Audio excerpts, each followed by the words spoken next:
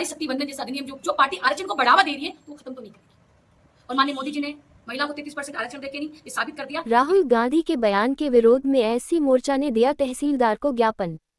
भरतपुर जिले के रुदावल तहसील में भारतीय जनता पार्टी भरतपुर अनुसूचित जाति मोर्चा रुदावाल विधानसभा क्षेत्र बयाना द्वारा राहुल गांधी की हाल ही अमेरिका यात्रा के दौरान अनुसूचित जाति व आरक्षण के विरोध में दिए गए बयान से अनुसूचित जाति वर्ग में गहरा आक्रोश व्याप्त है।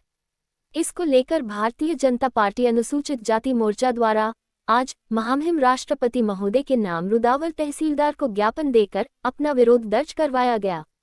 ज्ञापन में कहा गया कि राहुल गांधी ने अपनी ओछी मानसिकता को दिखाते हुए विदेश की धरती पर जो बयान दिया गया वह अत्यंत दुर्भाग्यपूर्ण है, जिसकी अनुसूचित जाति मोर्चा निंदा एवं भर्त्सना करता है और इसके खिलाफ वैधानिक कार्रवाई करने की मांग करता है।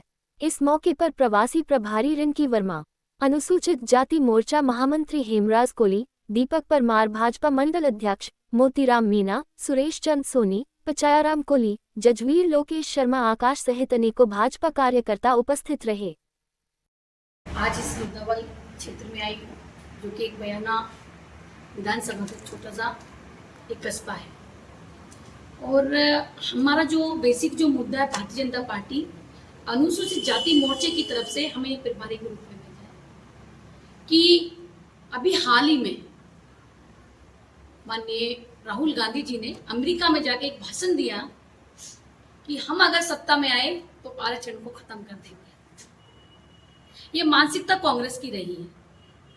अभी कुछ समय पहले लोकसभा चुनाव हुए, ये कांग्रेस ही सबसे पहले संविधान को अपने हाथों में उठा के घूमते रहे कि हम संविधान की रक्षा करेंगे, हम संविधान का संरक्षण करेंगे, लेकिन ये सिर्फ इनकी दूषित मानसिकता रही।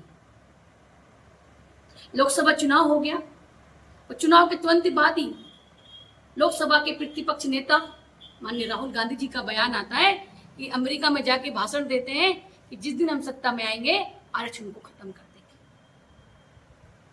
आरक्षण किसी की बापोती नहीं है। डॉक्टर भीमराव अंबेडकर जी ने अनुसूचित जाति, अनुसूचित जनजाति और पिछड़ा वर्ग के लिए, एक महिलाओं के लिए ये आरक्षण का प्रावधान किया। जो राहुल गांधी जी ने जो आरक्षण को लेकर बयान दिया है, फिलहाल आपका उस विषय में क्या कहना है? हाँ, ये बयान बहुत ही निंदाजनक है और हम शेड्यूल कास्ट से बिलोंग करते हैं। हमारे शेड्यूल कास्ट के अनुसूचित जाति मोर्चे की तरफ से हमारे बीच में हेमराज मीना जी, कोली जी भी हैं और मैं ये कहना चाहूंगी कि राहुल गांधी जी का ये बयान शर्मनाक है, क्योंकि आपने हमारे समाज से, हमारे दलित समाज से, हमारे एससी के समाज से, हमारे एसटी के समाज से ये कह के वोट मांगा था कि हम संविधान की रक्षा करेंगे, हम आरक्षण की रक्षा करेंगे। लेकिन दूषित मानसिकता के कारण, क्योंकि आज से पहले भी, ये आज ही नया बयान नहीं है कांग्रेसियों का, इससे पहले भी उन्होंने कई बयान दिए। जैसे कि बात करूं मैं राजीव गांधी जी की, जब वो लोग सरकार में थे तब उन्होंने कहा था कि आरक्षण बुद्धों को लोग होते जिनको आरक्षण देते हैं, और उस समय उन्होंने पूरे मुख्यमंत्रियों के लिए पत्र लिखा कि आरक्षण को खत्म कर देना चाहिए, ये अक्षम्य है, इसकी कोई क्षमता नहीं है। लेकिन जिसके लिए बाबा साहब ने, जिस संविधान की हम बात करते हैं, जिस आरक्षण की, जिस संविधान में हम सुरक्षा की बात करते हैं, उसका संरक्षण कांग्रेस ने तो कभी कर पाई है और नहीं करेंगी। सिर्फ वोट बटोरने के चक्कर में हमारे लोगों को सिर्फ गुमराह कर दिया है।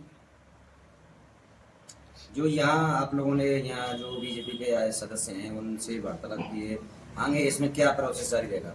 देखिए, हम इसकी जिला लेवल पे, कस्बा लेवल पे, गांव-गांव जाके अपने समाज को समझाने का काम करेंगे कि भारतीय जनता पार्टी ने, माननीय प्रधानमंत्री नरेंद्र मोदी जी ने एससी समाज के लिए बहुत काम किया है। और मैं बात करके बीच में बताना कि नारी शक्ति वंदन जैसा अधिनियम जो पार्टी आरक्षण को बढ़ावा दे रही है तो वो खत्म तो नहीं करेगी। और माननीय मोदी जी ने महिलाओं को 33% आरक्षण देके नहीं ये साबित कर दिया कि कहीं न कहीं भारतीय जनता पार्टी संविधान के संरक्षण में है, संविधान के और आरक्षण के पक्ष में है। आपका नाम? मैं रिंकी वर्मा, वरिष्ठ भाजपा नेत्री, अलवर राजस्थान से हूँ और मेरे साथ में मेरे भाई भी यहाँ पे हैं। एक बात मैं आप लोगों को और कहना चाहती हूँ कि आरक्षण का मुद्दा अपने आप में बहुत बड़ा व्यापक है।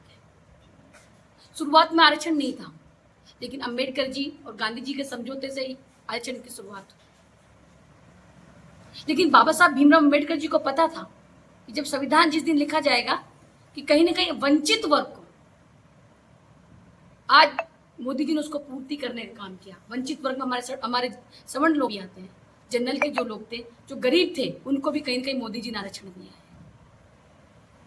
तो मोदी जी की जो व्यापक सोच रही है, और अंतिम पंक्ति में बैठे हुए व्यक्ति के लिए मोदी जी ने सोची है, भारतीय जनता पार्टी सोच रही है, गांव गांव जाएंगे, हम कांग्रेस के खिलाफ नाराबाजी करेंगे, कांग्रेस को उखाड़ फेंकने का काम करेंगे, क्योंकि इनकी मानसिकता 57 सालों में हमने देख चुके हैं कि किस तरह से इसने दलित का शोषण किया है, अनुसूचित जाति वर्ग के लोगों का शोषण किया है, एसटी वर्ग के लोगों का शोषण किया है, और अन्य पिछड़े वर्ग के साथ तो हमेशा अन्याय किया ही किया है। मंडल कमीशन की रिपोर्ट इन लोगों ने पेश नहीं होने दी। मंडल कमीशन की जैसे रिपोर्ट आई कि पिछड़े वर्ग को आरक्षण मिलना चाहिए था, वो रिपोर्ट भी इन लोगों ने दबा के रखी। लेकिन धन्यवाद देना चाहूंगी मैं, क्योंकि उस समय अटल बिहारी जी की सरकार, बीपी सिंह की सरकार थी, और अटल बिहारी जी के समर्थन से वो रिपोर्ट भी कहीं ना कहीं निकल गई, और हमारे पिछड़े वर्ग के लोगों को, भाइयों को भी आरक्षण मिला। तो Bharatiya Janata party schedule caste के साथ में, एससी समाज के साथ में है, और आगे भी बहुत सारे काम माननीय मोदी जी ने हमारे लिए किए हैं। तो इसी के साथ में तो यही कहूंगी कि इस तरह की जो कांग्रेस की सरकार है उसको खाड़ फेंकेंगे, और इनकी जो मानसिकता दिखी है वो गांव गांव जाके हमारे प्रत्येक आदमी को जाके हम समझाएंगे।